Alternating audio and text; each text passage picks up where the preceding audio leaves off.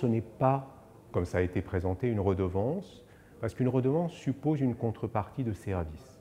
Donc c'est un impôt. Ensuite, c'est un impôt d'un montant disproportionné, puisqu'il n'y a en contrepartie que le droit, entre guillemets, d'user d'un espace naturel. C'était une mesure anti-économique qui allait progressivement détruire une partie de l'économie de la plaisance et une partie des économies du littoral. Nous avons décidé de nous opposer à cette mesure.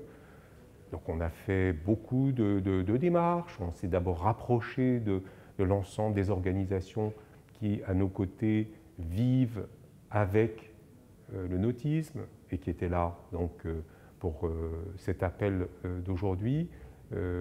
Évidemment, les fédérations, la Fédération des ports de plaisance, la Fédération des associations navigateurs, la Fédération des pêcheurs plaisanciers, mais aussi la Fédération française de voile, la Fédération de motonautisme, la Fédération de plongée, toute association avec laquelle on a une longue vie commune. Aujourd'hui, ceux qui présentent cette disposition disent « mais ne vous inquiétez pas, elle a un territoire très limité, bon, elle toucherait 2 petites zones en Corse et puis éventuellement une zone à Banyuls, dans les Pyrénées-Orientales ».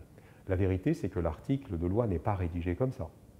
L'article de loi dit qu'une taxe de mouillage peut être perçue par toute collectivité publique ou établissement public qui contribue à la gestion d'une aire marine protégée. Aujourd'hui, 25% des côtes françaises. Demain, sans doute, beaucoup plus encore, puisqu'on parle de la création d'ici 2020 de 10 parcs naturels marins supplémentaires. Donc c'est évidemment l'essentiel des zones de navigation de plaisance. On appelle à signer un appel, parce qu'on veut effectivement, il faut être nombreux pour se faire entendre, mais on veut aussi créer à travers ce site un site de dialogue, d'échange avec tous ceux qui défendent et partagent les valeurs de cet appel et qui, je pense, sont des millions en France.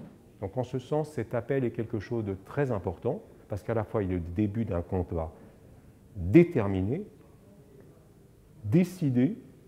Nous ne voulons pas de cet axe et nous ferons tout ce qui est en notre possibilité pour l'éviter.